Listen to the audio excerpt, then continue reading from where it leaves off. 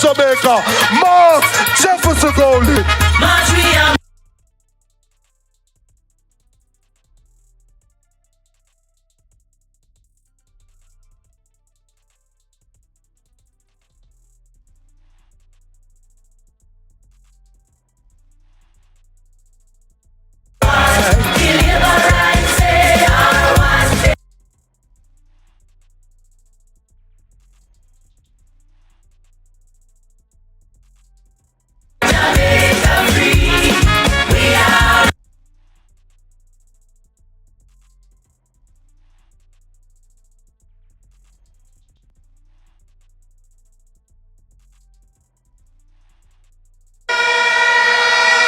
Comrade chairpersons of the meeting,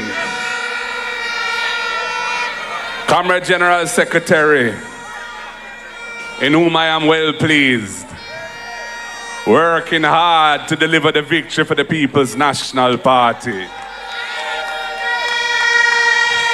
Comrade officers, members of parliament, our four wonderful, talented, committed, and soon to be victorious candidates for the People's National Party here in St. Anne.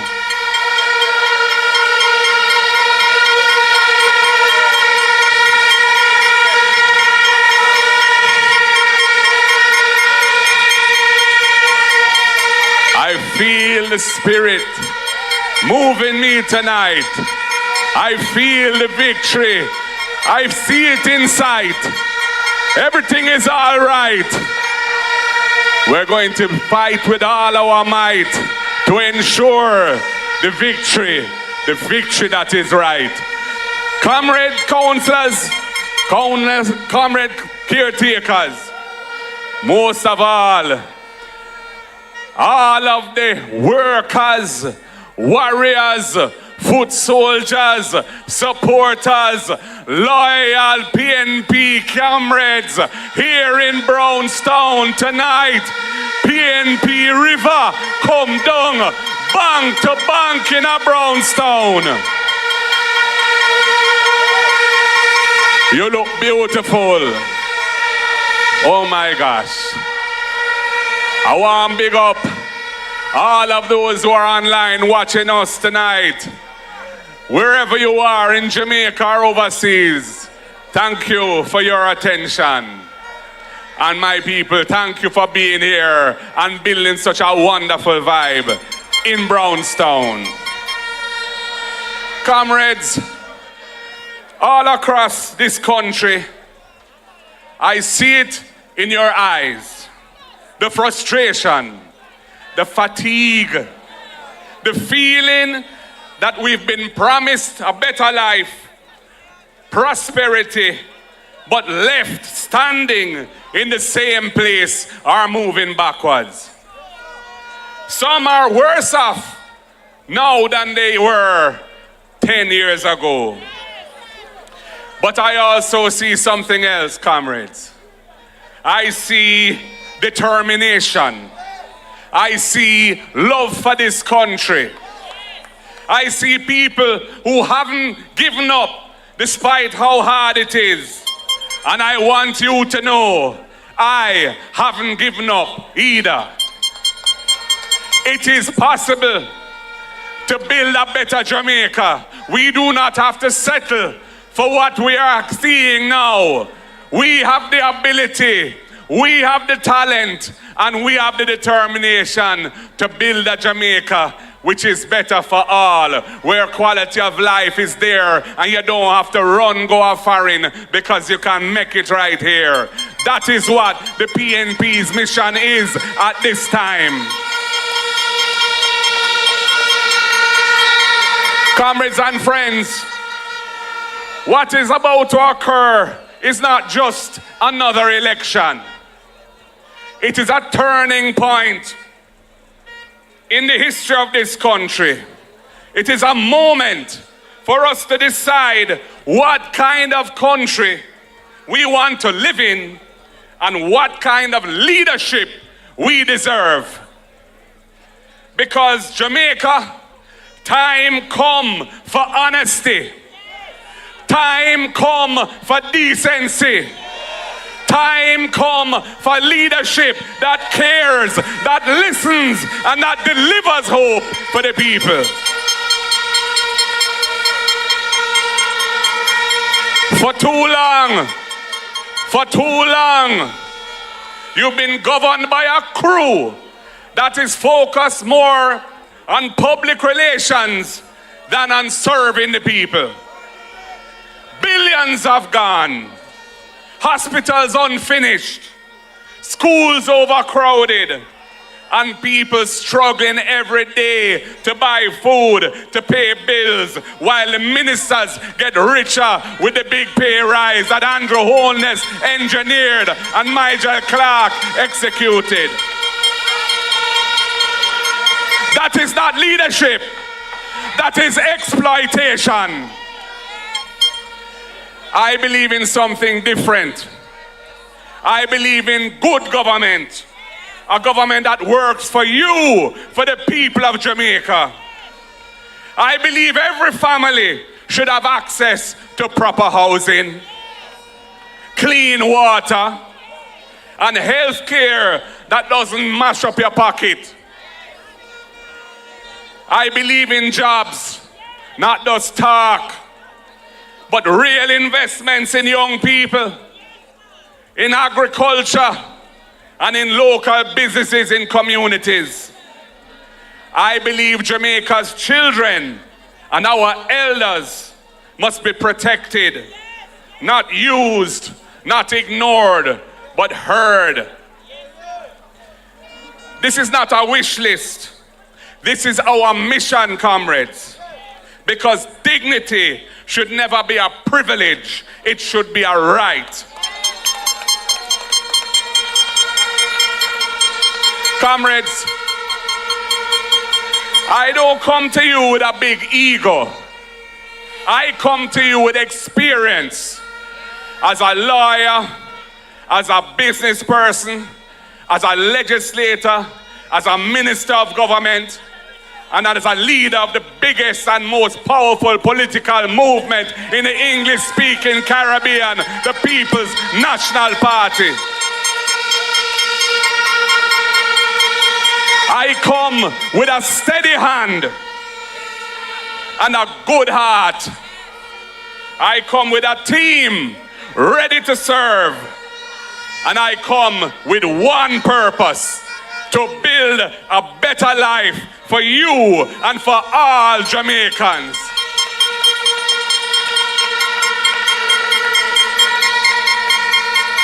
So comrades, that is the standpoint, and that is the orientation that has led us to develop the policies and programs you've been hearing about tonight.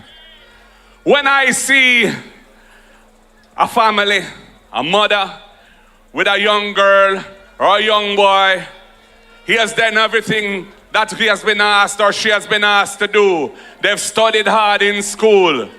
They behave themselves and keep themselves out of trouble. Them get a whole bag of subjects, but they can't afford to go to university or college. And I say no, we must prevent and stop intergenerational poverty going from one generation to the next. And that's why under the People's National Party government, which I will lead, we will have the first in family scholarship program, where any child who is the first in their family to qualify for university and college will get a full scholarship paid for by the government of the People's National Party. And for those who are not the first, don't worry. We want you to invest in your education. That is why we will amend the loan terms of the Student Loan Bureau to ensure that you don't mash up your credit, because your loan obligation will be fixed and capped at a manageable portion of your income, so that you can still pursue the Jamaican dream and borrow a little money to buy the house or buy the car that you have in your mind and still service your student loan, because we're not going to allow that student loan to overwhelm you financially. And if there's any time when you're out of work, for whatever reason, we will take the risk of that, not you. Your loan obligations will be suspended for the period that it takes you to get back on your feet. And those payments will be treated as fixed to the back end of your loan without charging you any penalty or any extra interest. And your credit will be preserved, because we know you need your credit to pursue the Jamaican dream.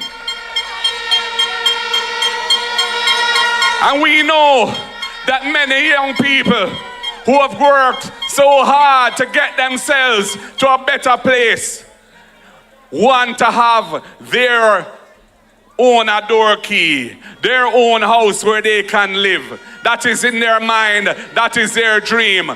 But the deposit is a huge hurdle that many can't afford, and they have to be living at home with their parents until they get old. That is why we are going to implement the Young Persons Deposit Fund in the National Housing Trust. Any young person up to 35 years old, if they have been contributing to the trust for over 2 years, they will be entitled to a deposit grant, free money, $500,000 to pay down on their house. And furthermore, we know that when we do that, there will be tremendous demand for affordable housing. And that is why the next People's National Party government is committed to building 50,000 affordable homes for Jamaicans, at least 500 in each constituency, at least 500 in Northwest St. Anne, at least 500 in Northeast St. Anne, at least 500 in Southwest St. Anne, and at least 500 in Southeast St. Anne. And we are identifying the lands to do that. We're not going to use arable land that's for agriculture. We'll be using lands that are suitable for housing. And when we build those houses, we are going to give you a discount, because we're not going to include the value of the land in the price of the house. So if you're paying 10 million, as Natalie said, and the land value is 2 million, you're not going to be required to pay 10 million for that house, but 8 million, because you will get a $10 million house for 8 million under the People's National Party.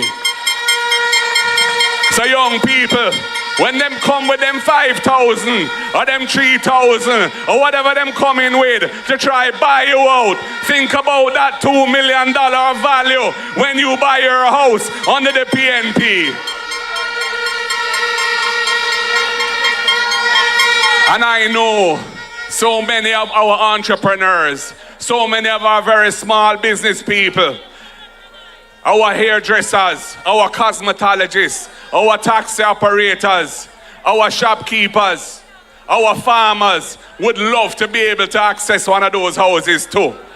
But they don't have a pay slip each month or each fortnight, so they can't prove their income to be eligible for the loan.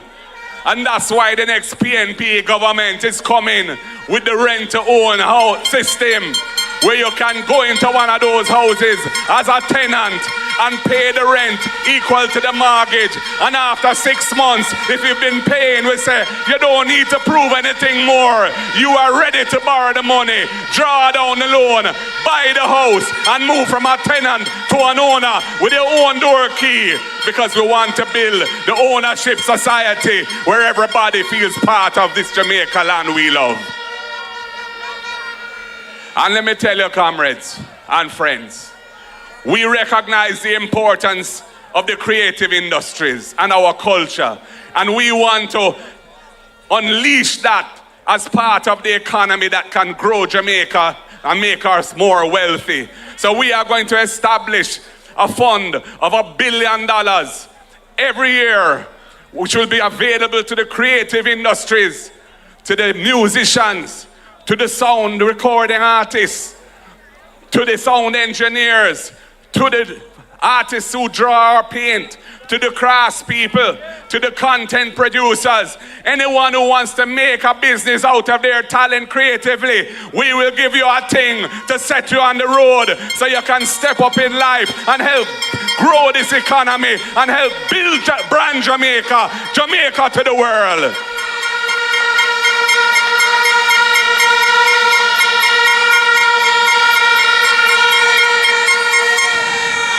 And in the same way, I realize that we have to do something for a special group of people who are close to my heart.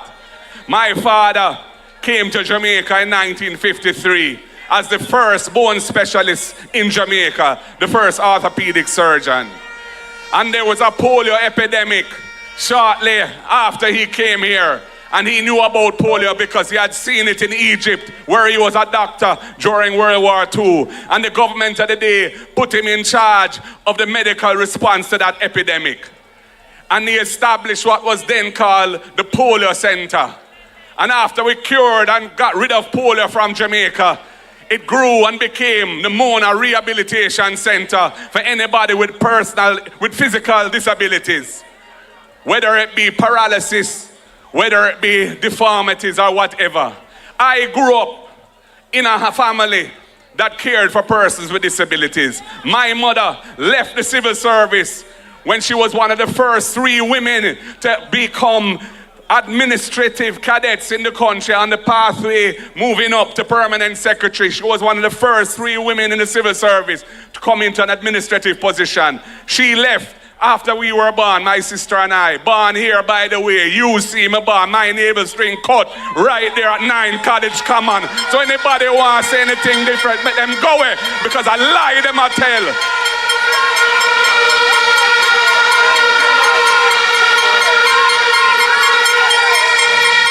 And the polio center, the rehab center, was just a hop, skip and a jump away from where I lived. And I spent a lot of time there right through my childhood. Enough of my brethren are people in wheelchairs and sisters too.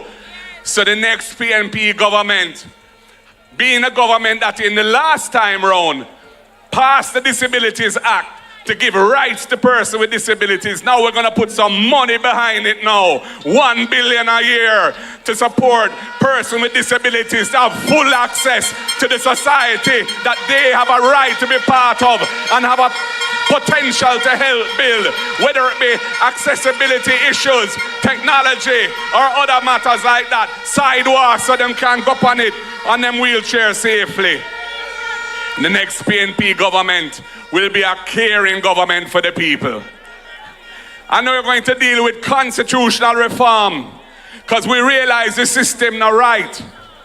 Impeachment, we are going to put that in the Constitution so a man can't go into a car park with a stool and beat up a woman and get video that do it and sit down in a parliament. No, we're not in that.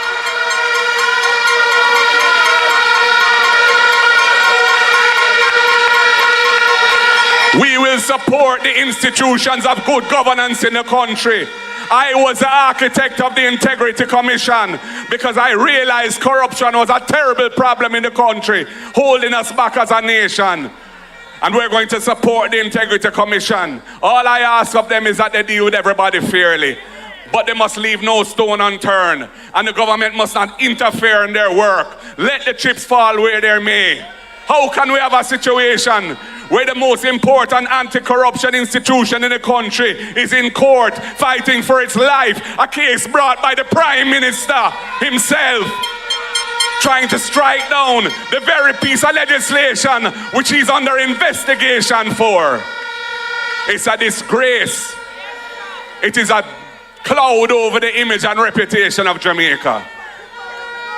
We are going to support the Integrity Commission.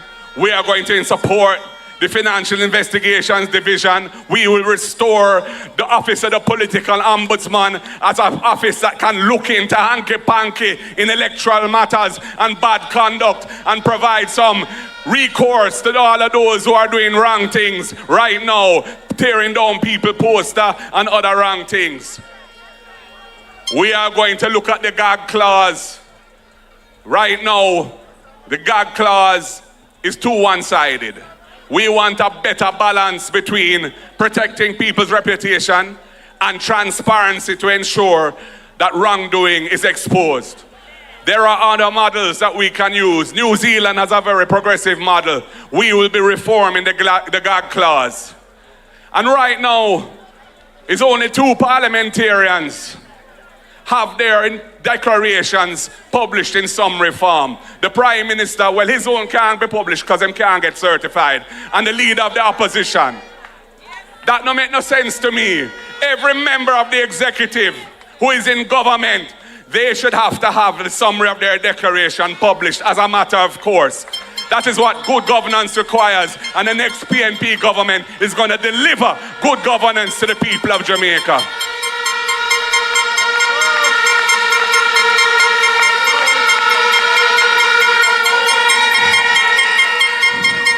And we want to see Jamaica become a republic. But we don't want a half-baked republic. We want a republic which really reflects Jamaica as a sovereign nation standing on our own 2 feet as a leading country in the world, because we're little but we're Talawa. That is why we want to repatriate our final court, which right now is inaccessible. Nobody in this audience can take a case to the Privy Council. It is not a real court for Jamaica because you have to be a multi-millionaire to take your case there, and you have to have a UK visa as well, which you don't necessarily must get. The Caribbean Court of Justice was established 20 years ago. It is fully funded by a trust fund, which Jamaica paid part of the money for. It is well protected from political interference. It has its own regional judicial commission for appointment of judges, which no politician in any island can interfere with. Time come for full sovereignty. Let us use the CCJ, the countries in the Caribbean that are doing well. Guyana, Barbados, St. Lucia, Dominica, Belize are all using it. Their people are benefiting from access to justice. And we hope the Jamaica Labour Party can remove the veil from their eyes. It was ironically, it was Hugh Shearer back in the early 70s who first floated the idea of a regional final court. And yet now, them agita a fight. It don't make no sense, people. We want full sovereignty, we want full independence, we want decolonization, and we want it now. That is what we stand for in the People's National Party.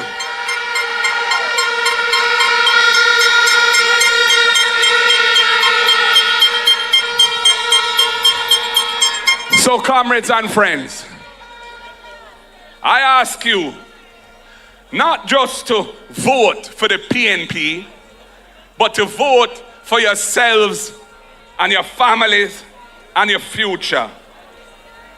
I'm asking you to commit yourself to building a better Jamaica, working and walking hand in hand with the People's National Party.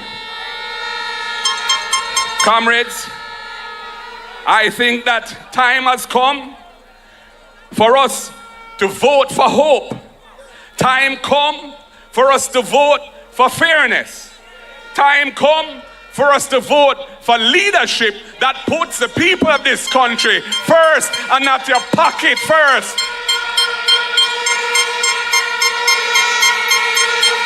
This moment is your moment. This moment is our moment. Andrew can run, but him can't hide. Election must call, because if him don't call it, the Constitution will call it, and we're going to vote them out because the people want better. Time come for a better life. So comrades, let us come together and walk hand in hand and make sure it happens. St. Anne, are you ready for a PNP government? Are you ready for the 4 candidates you have? Are you ready for a government led by Iman, Jefferson Golin, the one them call Marky G? You look like you're ready. You sound like you're ready. You feel like you're ready. Power to the people. Power to the people, I say. One love, comrades. God bless you all.